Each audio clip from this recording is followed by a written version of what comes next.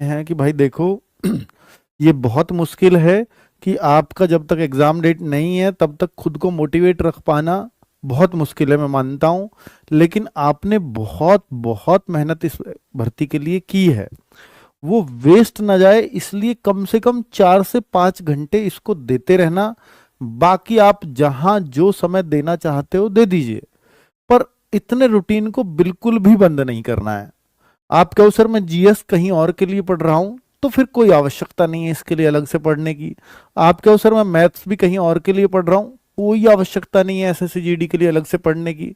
आप कहो सर मेरी हिंदी भी, इनके सारे टॉपिक कवर हो रहे हैं, कहीं और से पढ़ रहा हूं, कोई दिक्कत नहीं है। मतलब कहीं और, मतलब किसी और बैच में पढ़ रहा हूं या किसी और क्लास में पढ़ रहा हूं, तो फिर अलग से आवश्यकता नहीं है।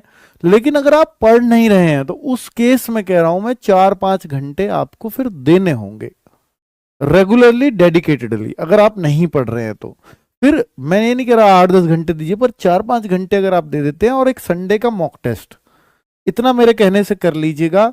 और अगर थोड़ी सी प्रैक्टिस ज्यादा करना चाहते हैं या बिल्कुल भी समय नहीं है आपके पास, आप कहीं और इन्वॉल्व हो गए हैं, तो फिर जो मिनी मॉक टेस्ट शाम को 6 बजे free of cost RW app पर आएंगे।